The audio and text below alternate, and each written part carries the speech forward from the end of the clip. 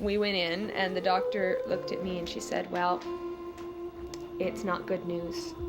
And she said, it's cancer. And I went, ha ha ha ha, this sort of laugh thing, this sort of self-mocking, oh yes, of course it is, laugh. And then I said, well, if I have chemo, will my hair grow back curly? And she said, yes.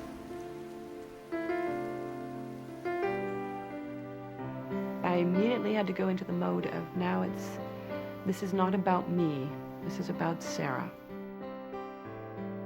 Then Jenny called, because she knew when we would be home. And she was at school, like she was calling from just a payphone in the university. And so I got on the phone with her and I said, well, you know, I said, well, it's cancer. I have cancer, Jenny. And she's like, uh-huh. All I was doing was trying not to cry. And I couldn't believe it. I didn't want to believe it. It was very surreal. I went into the office of a fellow student and I collapsed in her office. And then I got together and went home and packed my bag and I got on the ferry and I went to Vancouver and I opened the door and Sara said hi and I said, why the hell did you do this? And then I looked at Brad and I said, well, do you want to get married now? Because we might as well do this. And I was crying and he was crying and my mom was crying, we were all crying, and I'm like, I mean it. Probably will happen. Just when? Hopefully 20 years. Probably 5. Maybe 2. Maybe that's my biggest fear. We won't have enough time.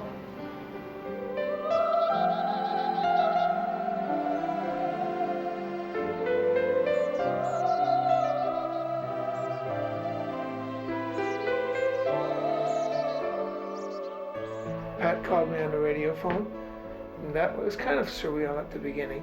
Then when I got home, the next day I called Pat and I arranged to come out and fly down. That's when it got pretty darn real. Sara's sort of a daughter to me. I'm sort of dad too. I'm the daughtering dad number 2. So when Lee's not around, then I get... But he never changed our diapers. I never did any of that stuff, and I wouldn't. Because they couldn't pay me. I never punished them. So I'm the perfect second dad to have around. Sara and I have a really close, we have a bond, and we've always been each other's #1 playmate, and that will never change, be it a year or 6 months or the next 50 years. I'm just gonna take what I can get. Because she's a really special person. I didn't get angry at first. I found that I didn't really get angry until actually just before my stem cell, when the regular chemo was over. That's when I started to get mad. And I was like, why did this happen to me? This isn't fair. I don't want to deal with this. It is Friday, Jack! I think before I didn't get angry because there was a sense of urgency just to get started and get going. Even at my worst, I didn't think I was going to die. Because I never planned that. I never thought about, like, if I only have a year or 2 years, what am I going to do? I used to think in 5 years I'd be getting married to Brad, probably. But I mean, I thought, oh, in 5 years we'll probably get married, or maybe in 4. And that maybe I'd be a famous actress. If I'm lucky enough to be a survivor, I always want to be there to remind people and be able to say, I know you're feeling bad right now and you're scared, especially anyone I meet who has my cancer, but I'm here. I made it.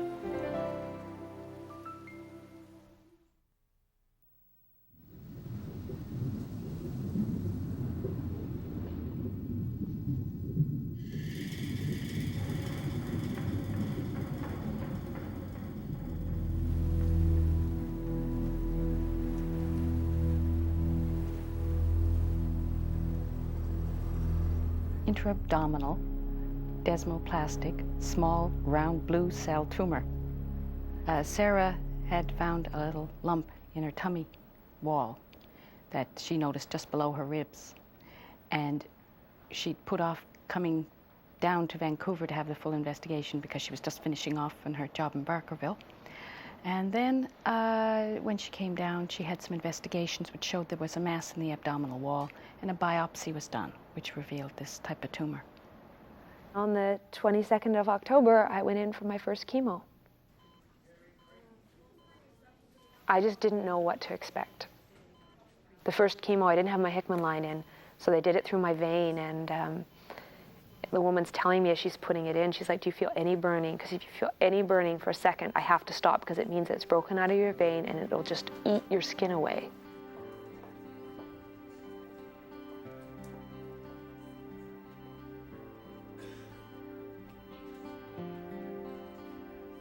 With Sara, we were hoping to cure her. We would give the chemotherapy, which would hopefully shrink the primary tumor, then the surgery, which would remove anything that was visible to the surgeon, the macroscopic disease, and then hope that the rest of the chemotherapy and the high-dose chemotherapy and radiation would take care of anything that remained.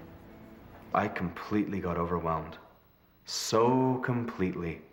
And we had already done the decisions that we're going to try to keep going on. Life goes on, and so Pat had a bunch of stuff to do that day. We came to the hospital all together, and she said, Brad, please, you must phone me when they're going to start the chemo. And there's phones in these rooms, in this room that Sara was in. It suddenly arrived 2 hours before I thought it was coming, and I was so unprepared to deal with the fact that this was going to happen that I basically went, okay. The chemo nurse came in, the doctors came in, they started the chemo. Sara didn't want to let Brad's hand go or anything else, and in defense of him, he felt that it just got out of hand and he couldn't call me. And I just felt that he should have asked someone else to call me then. She asked me outright, did I purposely try to not include her? And I was so hurt and so angry that she'd said that. I felt that I should have been there, and that was really important to me. And so when Brad walked me out to the car that night, and I just said to him, don't you ever do that again. And part of me was kind of going, well, it's really no big deal. They just stuck a needle in her arm. But the guilt of a mother to But the guilt of a mother not to be there. Then the anger that I had afterwards was like, well then, why the hell weren't you here the whole day? And why didn't you just sit here the way I did? I felt that I had to make it clear to him that, yes, he was the primary caregiver, but you never, ever step between the mother and the daughter. It felt like every day I was having to go to the cancer clinic, and it got to the point that as soon as we got there and I get out of the car and start to walk towards the cancer clinic, I'd start to retch and cry. I couldn't even go into it. And I met with a counselor there, and I talked to her about it. And I said, I'm terrified of this place. I couldn't stop crying. Yeah, and I was really frightened that I was going to not be able to ever come into the cancer clinic. Like, I was so frightened of it. And it just got to the point where I began to say, I can't do this. I would rather die. My role was to be there when I could and to be there when she needed me to be there. To be a caregiver, to be an errand runner, to drive her to appointments. And my pubic hair started to fall out. I noticed when I went to the bathroom, it was just falling out. So I realized, here it comes, the hair is going to start to fall out. Then we decided that if Sarah was going to cut her hair, I would cut mine as well. So I sat in my mom's little kitchen area, and Brad got his beard trimmer, and he buzzed my hair down. And while he was doing it, I hummed the battle hymn of the Republic. So she cut her hair, and then 4 days later, I cut my hair. I was just sort of sitting on the ground, and they were all there, Mom, Brad, and Dad. They were just sort of surrounding me, touching me, and I was just feeling like, I can't. And then somewhere from deep inside,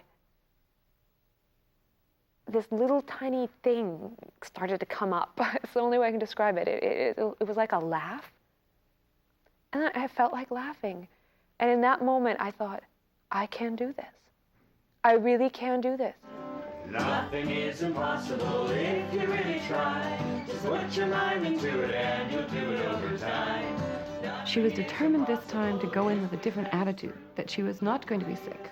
And so to do that, she wanted to sing songs and have people around her that were going to be feeling good and positive around her.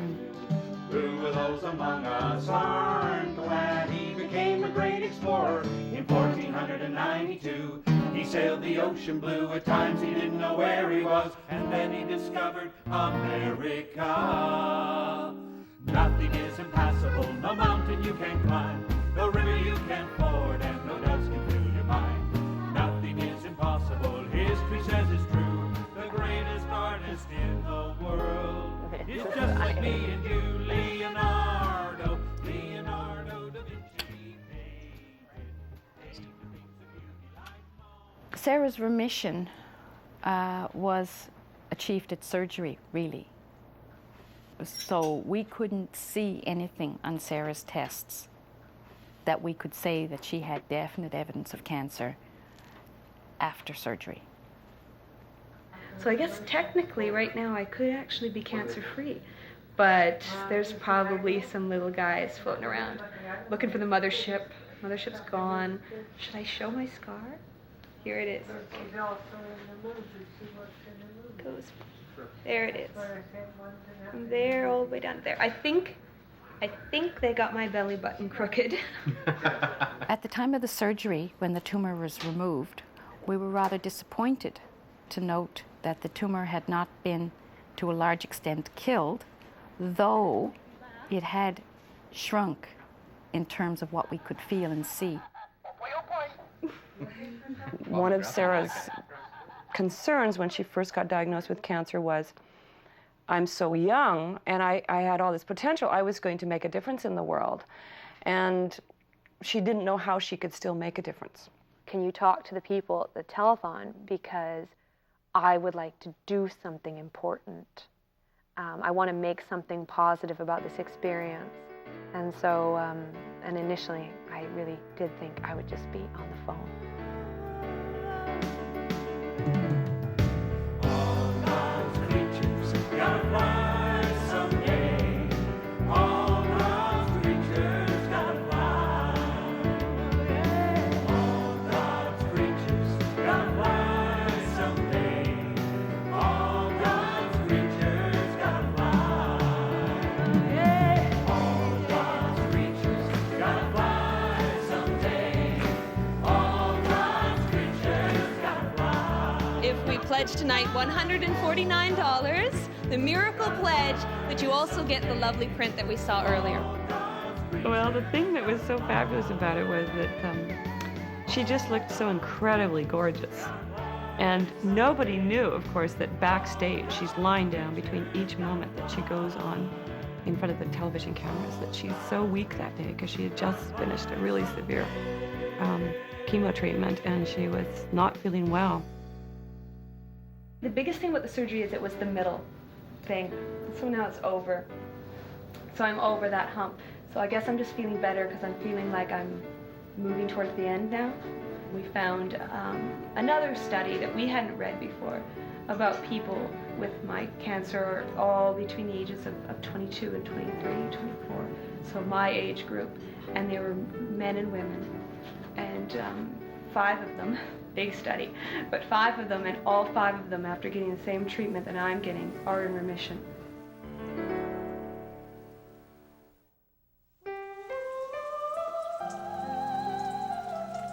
Oh, here you are, Sarah. Yeah. Ready for another adventure. 5-dayer. And you're all set. Matching pillowcase today. Yes, matching pillowcase with jammies. Very important. Very important. She was literally climbing the walls.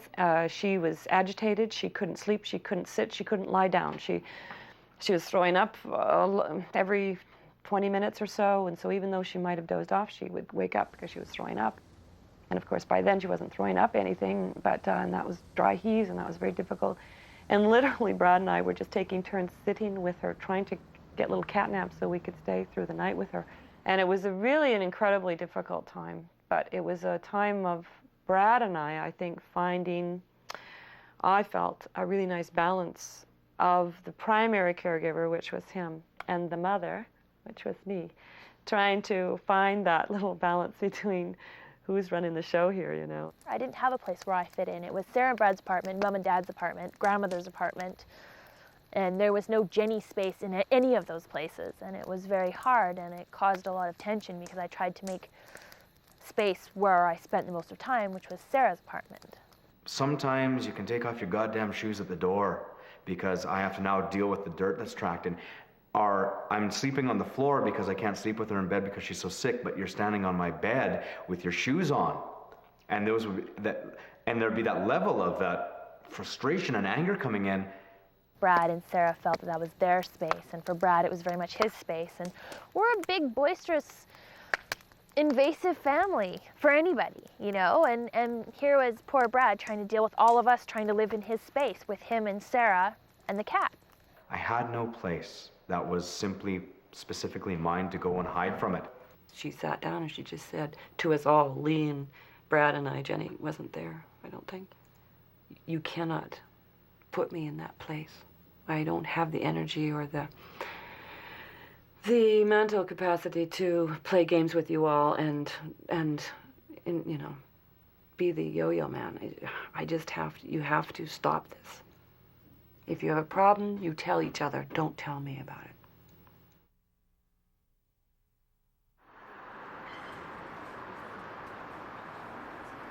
We organized the stem cell transplant. A stem cell transplant involves giving back a person's own blood cell progenitors, or earliest stages of the bone marrow cells. The cells are taken from the patient themselves, generally, when they have metastatic cancer. Just a matter of taking them out of the freezer, immersing them in warm water, thawing them, then they'll be withdrawn into a syringe so that the doctor can inject them. The hardest moment of this entire process was when I couldn't be in the room when Sarah was getting her stem cell transplant. Brad was in the room, Mom was in the room, somebody from the camera was in the room, and I couldn't be in the room. I was very angry. I was very upset. I had to leave. I mean, I know Jenny felt or feels angry about the stem cell transplant, that she couldn't be in the room.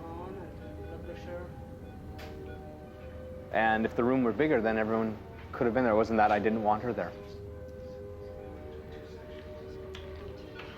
Right now, I feel a little different. I've got my music going. So hopefully I feel different because I've gotten the, you know, I don't know if you feel it right away, stem cells back, but I feel a little different. And you smell funny. And I smell funny. And I taste funny. But hopefully now things will just grow and grow like they're supposed to.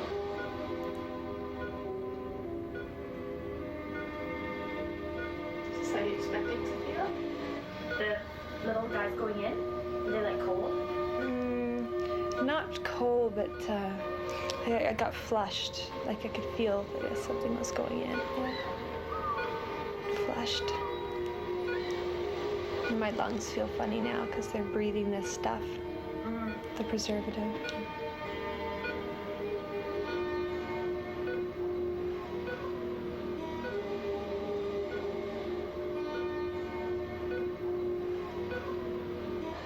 Oh, what? The mom?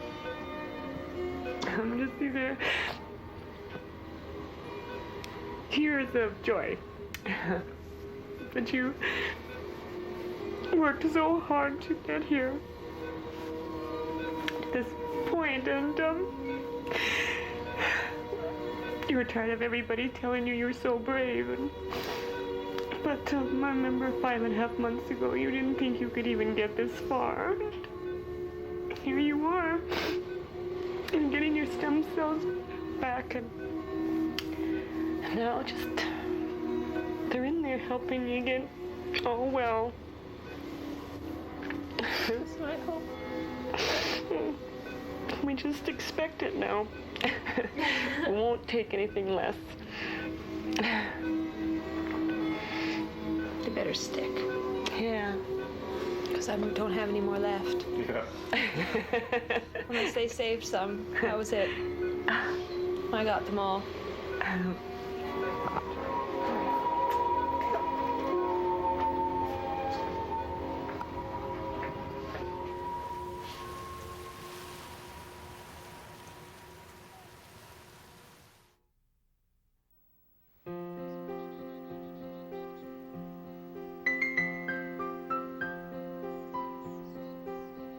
It's an overwhelming, creeping fear.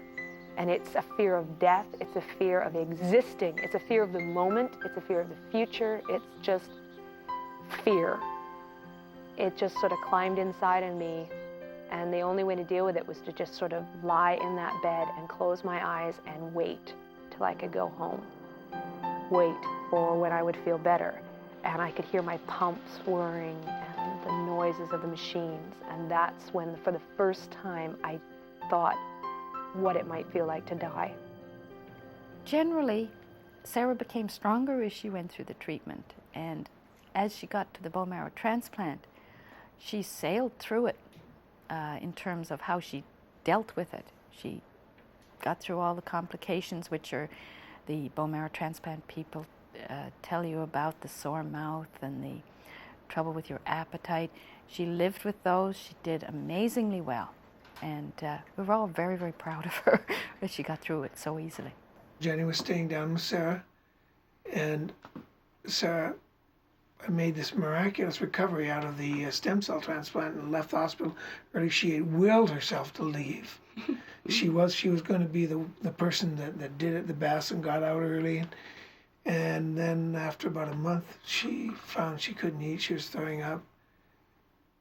I began to become debilitatingly terrified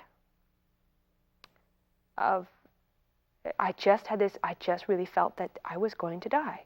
She'd lie there, and she wouldn't eat. So we said, Sara, we're admitting you. So we took her into emergency. Basically, the guy said, everything's fine. You just need to start eating. So, boy, did I. Like a couple days after we got home, Jenny and I drove up to Barkerville. From Monte Vista to the Bass Straits, we fished them Grand Bank shoals, filling the bay of a merry new, then silver scales of gold. Homeward bound our winds up, we found in our gale. We'll be walking back to Newfoundland at the dream of the ocean bride. What's the matter with you? Walking back to Newfoundland after drinking the ocean dry. Ellen and Craig Wood got involved in doing the Theatre Royal up here in Barkerville. And when the permit came up for a bid, he came out to visit Lee and asked Lee if he'd be interested in becoming a business partner and start up the business of the Theatre Royal in Barkerville. And that was in 1987. It was our first year, so this is our almost 12th season that we've been doing the Theatre Royal show. So then when Craig and his wife moved back to Nova Scotia, Michael Booth Palmer became a full partner with us. And so it used to be Taylor Wood Productions, and now it's Eureka Theatre Company. We had a wonderful childhood. It was, we had our ponies, and we'd ride for hours and hours. And we'd read these fantasy novels, and we'd get cloaks, and Sara and Dad made her a wooden sword. I had this wonderfully polished stick, and we'd go running in the hillsides for hours. Well, we bought the ranch in 1974, which was the year Sara was born, actually. And then by the time she was 6 and Jenny was 8, we moved up to the ranch up in the precipice. And by then, I was confident that we could just homeschool them ourselves. We have this picture window at the table, and we'd all just sit there and stare out the window.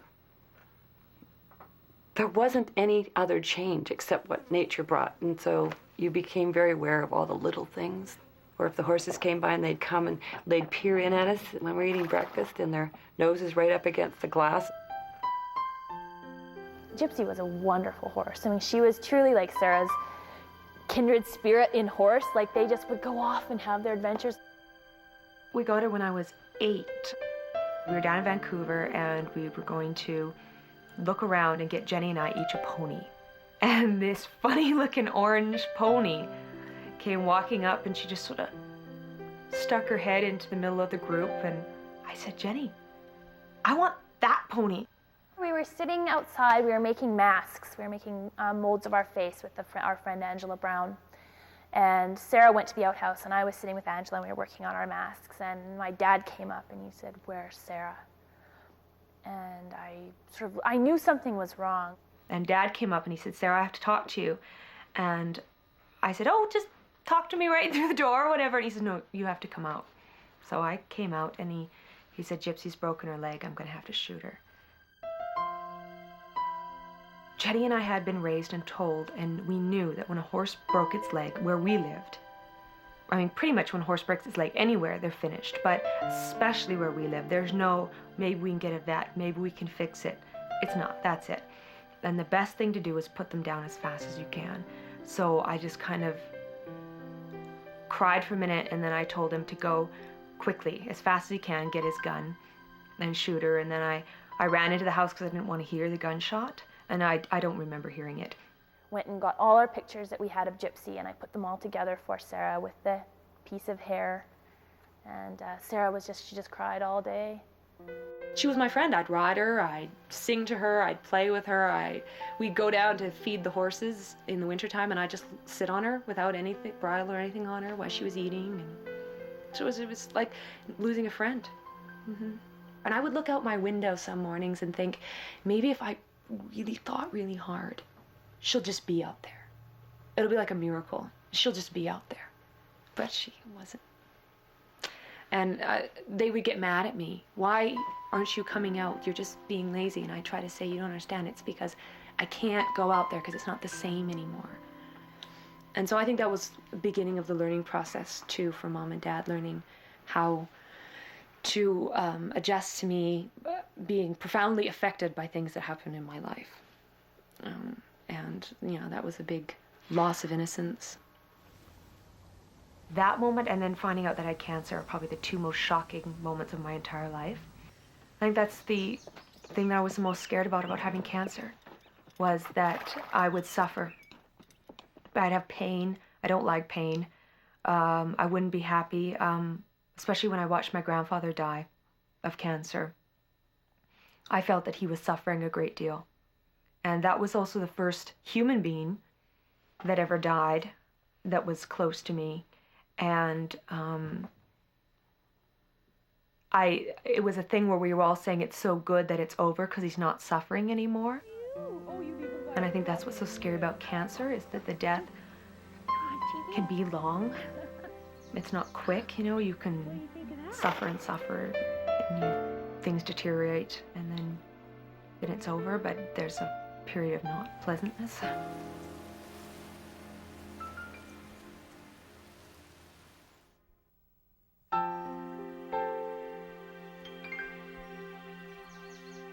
We don't have sex very often, at all, really, and that started as this condition called vulvar vestibulitis that I have.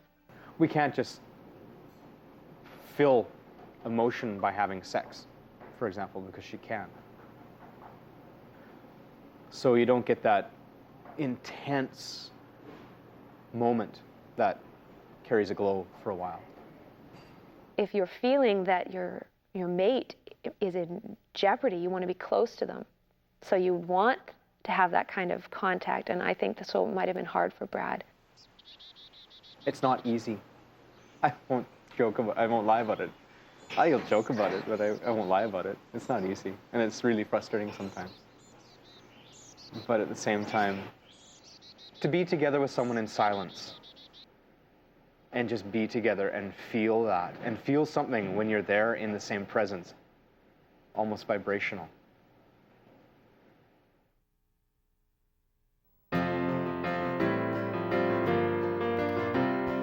I know for certain there's somebody waiting, 'cause I heard him call from the old garden gate. He won't be a drover, a drifter, a rover, he'll just be the reason like little gel it, and then we could put pearls or berries, you know, and then we could snack. With an ordinary style, the type of man you'd lean upon while walking down the aisle. He'll be quietly reserved, like a table set for two. Oh my, got my earrings in, got my necklace on. How do you feel? I'm feeling a little nervous now, yes. I'm feeling a little tense. Little queasy in the tummy, kind of like opening night there's jitters. somebody waiting, someone who'll sweep you off your feet, and he won't deceive you, lie to leave you, something that I found out too late. He'll be gentle with his eyes, his hand a velvet touch, 'cause there's nothing quite as fragile as the heart of a woman in love.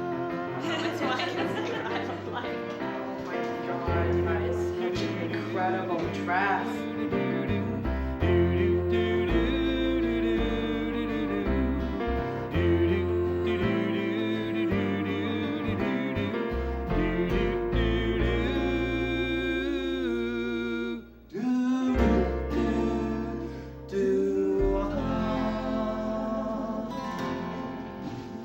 Sarah, today I take you to be my wife. Sarah, today I take you to be my wife. I will laugh with you in joy. I will laugh with you in joy. I will grow with you in love. I will grow with you in love. I will care with you for others. I will care with you for others. I will be faithful to you alone. I will be faithful to you alone.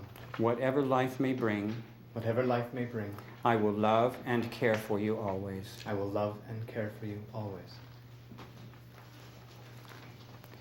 Brad, today I take you to be my husband. Brad, today I take you to be my husband. I will laugh with you in joy. I will laugh with you in joy.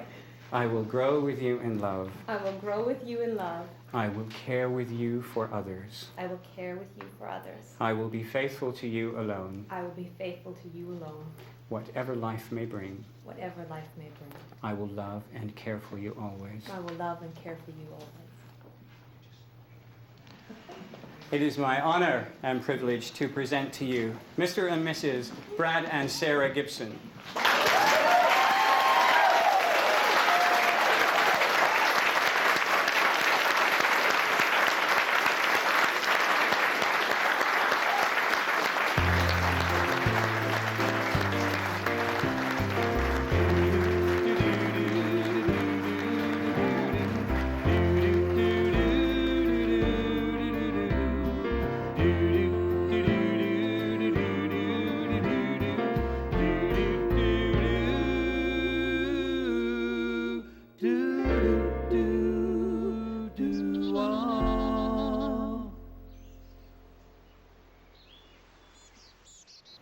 I saw her just after she was married.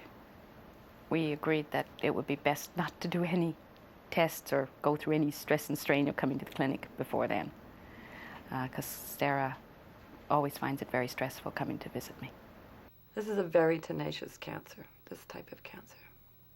There's been no one that I know of, even on the website and the internet and things that she's been connected with, that has ever been cleared of this cancer completely. But I think that if the next scan is clear, then we'll be more hopeful that she has a better chance. Maybe she'll be the miracle baby. We hope so.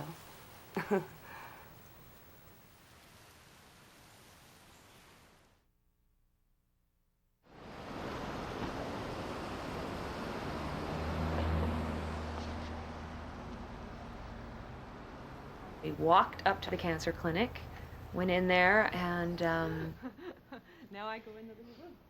went and had the scan. And again, I wasn't worried while we were doing the CT, and I was joking with the nurses, and I was quite relaxed. And then we went and we were waiting. And Meg Noling had always said to me, "You'll know by my face." So then we were sitting in the little room, which is always kind of tense because you're in the little room and you're waiting. And so she came in and she opened the door and she said, "So, how are you feeling?" And I said, what does that say that I'm feeling? And she said, well, there's these two little things. Based on the CT scan and the location of the lump that we saw, we felt that the most likely diagnosis was recurrent tumor. I said, so what does this really mean? And that's basically when she said, well, there's nothing more we can do for you. So, you know, you're looking at 3 to 4 years, maybe.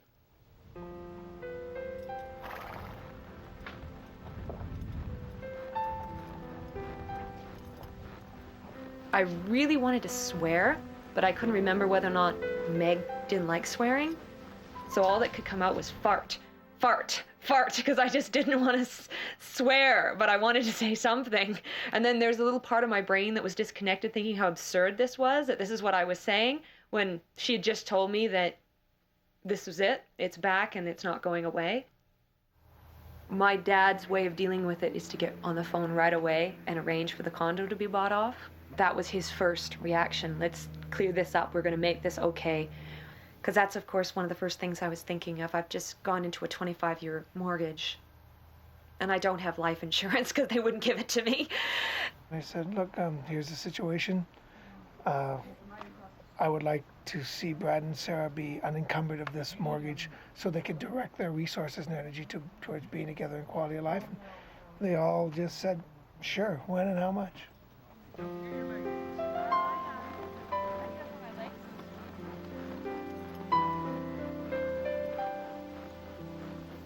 I know I'm going away. I know I'm going away in like 11 days.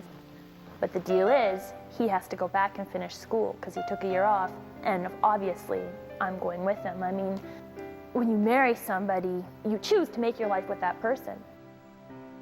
If anything happens that scares Sarah, or that scares me, or anything, then I'll come back. Here's to all of us. I expect you to all be here when we come back. In the airport. Oh. We're trying to figure that one out. Yeah. In the airport. I was looking for I'm famous. Yeah. I'm trying not to get sad. Line of sight.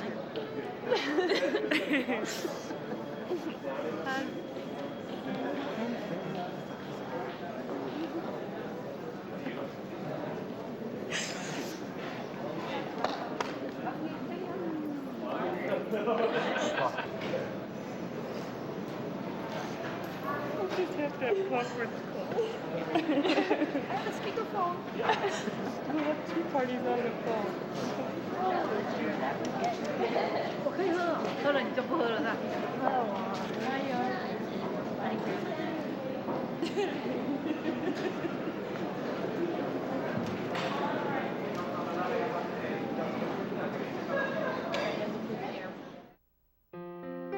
If it metastasizes onto your liver, then that's the big concern. That's what they watch for. And I guess mine's squeaky clean.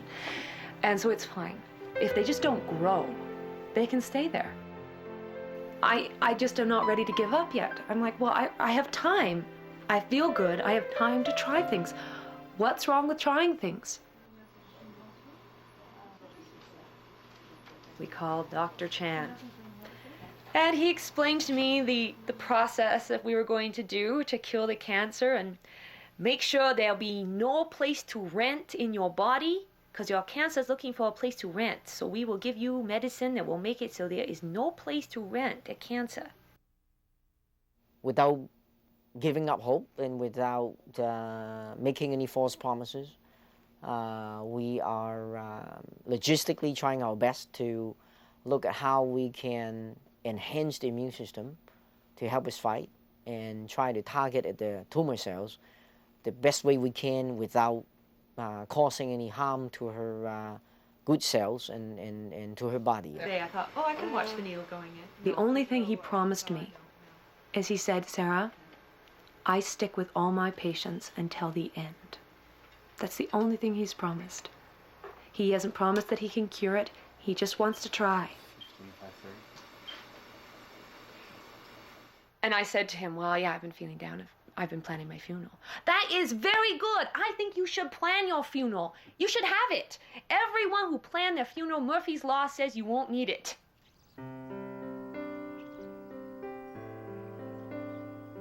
Brad's been having a hard time lately because I think that I think in some ways he's begun to mourn my dying.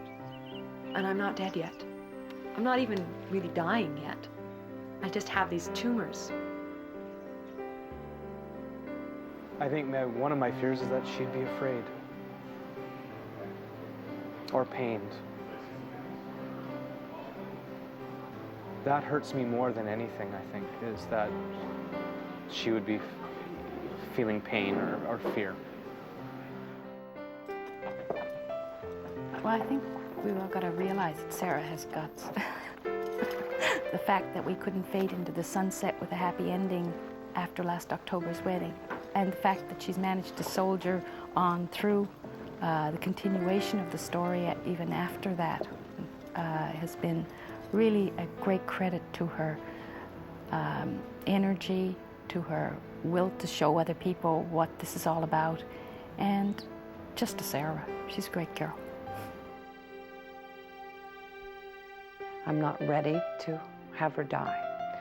If that occurs sooner than I'm ready, which would probably be never that I'm ready, I would just continue doing what I've been doing since we all began this journey, which is my job would be to make her exit as smoothly and as peacefully for her as her entrance was, I think, and try and, I don't know. How does a mother let go? I don't know. The majority of the people that I've seen have to pass away, they find a peace. So I'm hoping, I'm trusting that will happen for me as well. It's a hillside behind the house, a precipice, and it's, we call it the side hill. And we climbed on it a lot as kids. Jenny and I played on it all the time.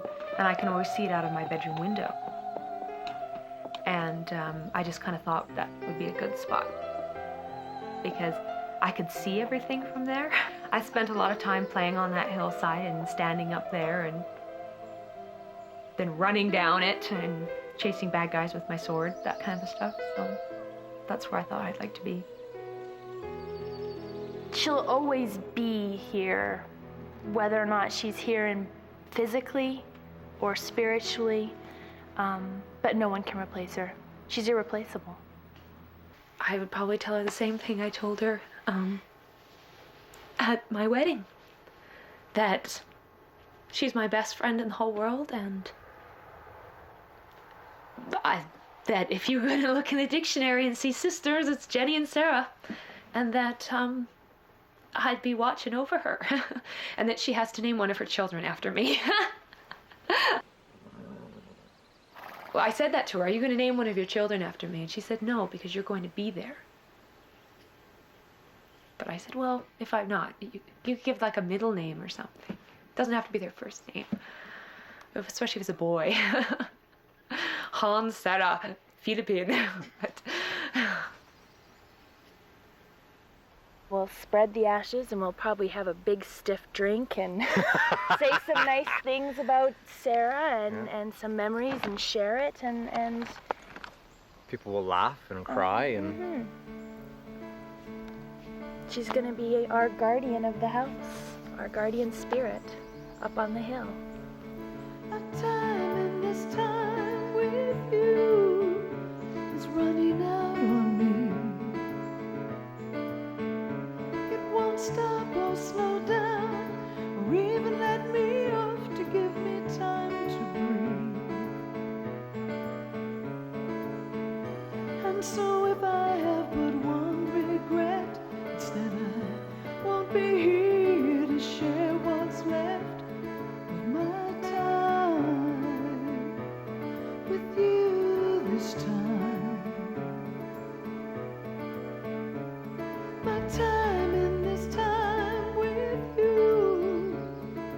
has been stolen now. We have loved through the tears, cried with laughter through our fears. Somehow we carry on. And so if I have but one regret, it's that I won't be there to share what's left of your time with me this time. This time born of innocence, this time raised on promises, this time on gypsy's wings, I'll fly over the precipice this time. Oh, this time. This time born of innocence, this time raised on promises, this time on gypsy's wings, I'll fly over the precipice this time. Oh, this time. This time born of innocence, this time raised on promises, this time on gypsy's wings, I'll fly over the precipice this time. Oh, this time. This time. This time.